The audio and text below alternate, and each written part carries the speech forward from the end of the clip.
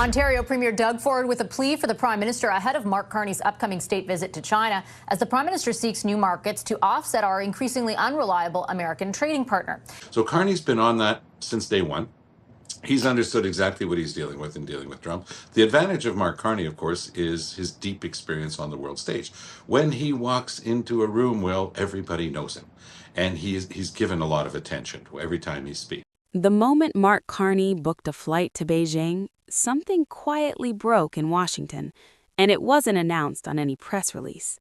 No emergency meeting, no angry tweet, just a sudden realization that Canada was no longer standing still. For years, Canada played defense, quiet diplomacy, careful language, absorbing economic pressure and hoping stability would return. But that era ended the day Canada stopped reacting and started repositioning. This story isn't about China. It isn't even really about Donald Trump. It's about leverage and who controls it. Mark Carney understands something many leaders learn too late. Power in the modern world doesn't shout. It rearranges the board so that pressure stops working. When Carney walks into a room, markets listen, governments listen, not because he's loud, but because he's credible. He's spent decades inside the machinery of global finance, watching how nations rise, fall, and recover. And now he's applying those lessons to Canada's most dangerous vulnerability: dependence. For decades, Canada's economic model rested on one assumption: that the United States would always be predictable. The trade rules would hold, the partnership would endure. It felt safe, comfortable, efficient. Then came tariffs.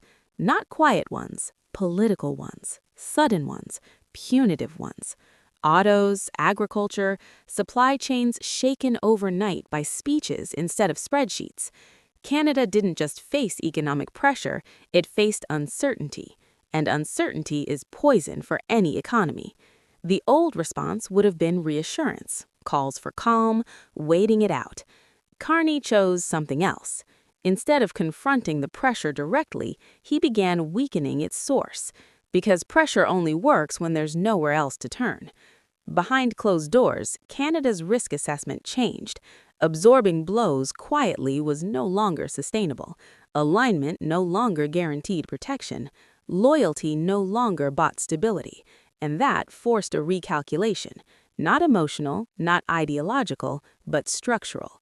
That's where China enters the story.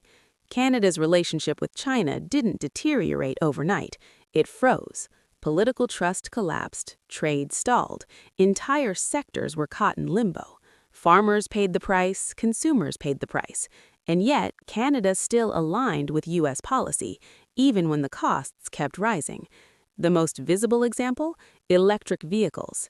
Canada imposed a massive tariff on Chinese EVs, not because Canadian roads were under threat, but because alignment demanded it. The result was predictable. Prices went up, competition vanished, innovation slowed, and still the tariffs came anyway. So the question changed. Why carry economic pain for a strategy that offers no shield in return? Carney's answer wasn't defiance, it was diversification. The China visit isn't about replacing the United States. It's about ensuring the United States is no longer the only door. Because when a country has options, pressure loses its edge. Think about the implications. If Canada reopens trade channels, agricultural exports regain access to massive markets. Canola farmers breathe again. Supply chains stabilize. Consumers benefit from competition. And suddenly, tariffs stop being weapons. They become bargaining chips. But the real impact isn't felt in Canada. It's felt just across the border. Chinese EVs entering Canada don't vanish at the border. They sit next to the U.S. market, close enough to disrupt pricing, strategy, and control. That alone challenges the effectiveness of tariff walls designed to isolate competitors. Canada doesn't need to challenge anyone directly. It just needs to make isolation strategies ineffective. That's not retaliation. That's leverage. Trade policy always creates winners and losers, but for years, Canada absorbed losses quietly while alignment offered diminishing returns. Manufacturing uncertainty grew, investment slowed. Agriculture became collateral damage in geopolitical standoffs Canada didn't initiate. This visit changes the equation. Instead of unilateral sacrifice, trade becomes negotiation again. Instead of absorbing damage, Canada regains agency. Instead of reacting to tariffs, Canada reshapes the environment where tariffs matter less. And this is where the strategy becomes unmistakable. Carney isn't chasing approval from Beijing, he's restoring balance. He's building redundancy into Canada's economic system so no single country can apply pressure without consequences. Europe stabilizes security relationships, Asia expands trade capacity, energy anchors long-term reliability. Each layer reduces vulnerability. Together, they eliminate dependence. Donald Trump remains central to the story, but not as the driver. His approach relies on identifying dependence and applying force. That approach collapses when alternatives exist. The harder pressure is applied, the faster diversification accelerates. That's the shift happening now. Every aggressive move risks pushing trade elsewhere. Every tariff encourages new supply chains. Every threat speeds up independence. Carney doesn't announce this strategy, he executes it. That's why this visit isn't symbolic, it's structural. It's why it's watched carefully, not just in Beijing, but in Washington, because it signals something fundamental. Intimidation no longer guarantees compliance. This only works because of who's doing it. Markets trust Carney. Governments take him seriously. He understands trade-offs, timing, and credibility. That's why this isn't a courtesy stop. It's a recalibration. Canada is entering a new phase of statecraft, quieter, sharper, and far more resilient.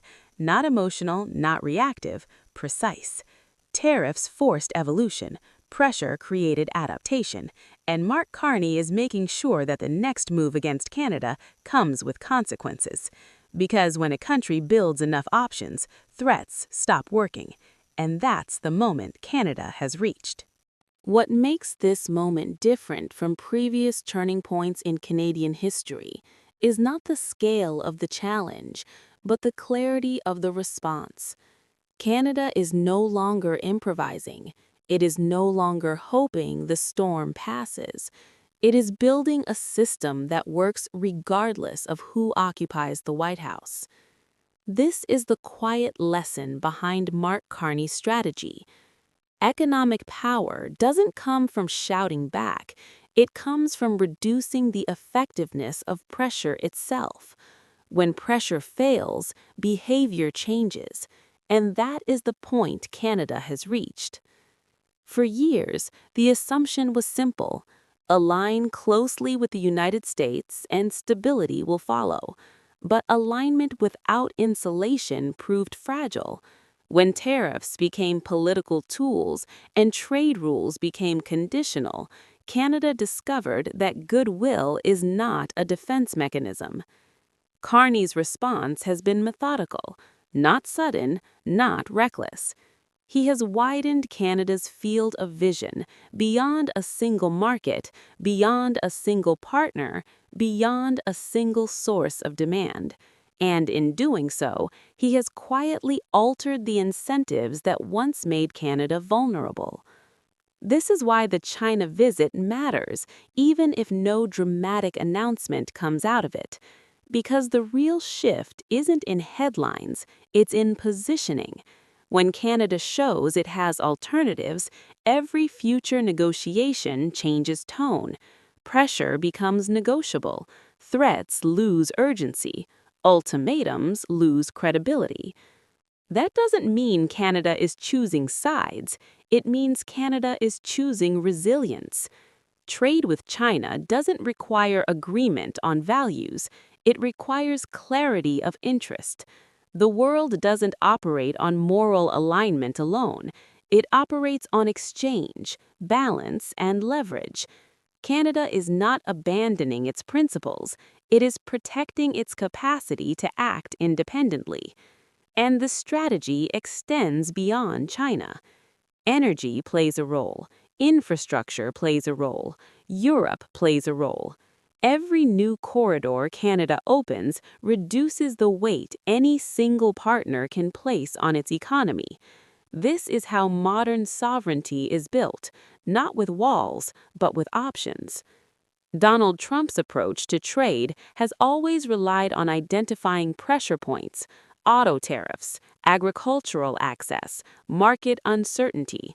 That approach works only when the target lacks alternatives. Once alternatives exist, the strategy begins to collapse under its own weight. This is the recalculation happening now. Every new trade relationship makes future tariffs riskier. Every diversified supply chain reduces the impact of threats. Every expanded market forces reconsideration before escalation. Canada isn't announcing resistance, it's engineering irrelevance. And that's why this moment marks a turning point. Not because Canada is becoming louder, but because it's becoming harder to corner, harder to intimidate, harder to isolate. Mark Carney's strength has never been spectacle, it has been structure. He understands that credibility compounds over time, and that markets remember consistency more than rhetoric. This strategy isn't designed for applause, it's designed to endure.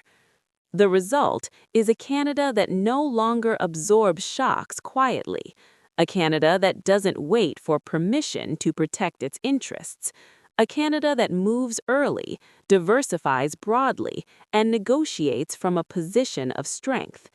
This is not the end of the story, it's the beginning of a new posture, one where Canada engages the world on its own terms, with leverage instead of vulnerability. Because when a country builds enough options, pressure stops working. And that is the real significance of this moment. If you found this breakdown insightful and want more deep documentary-style analysis on global power shifts, trade strategy, and geopolitics that actually matter, make sure to subscribe to the channel.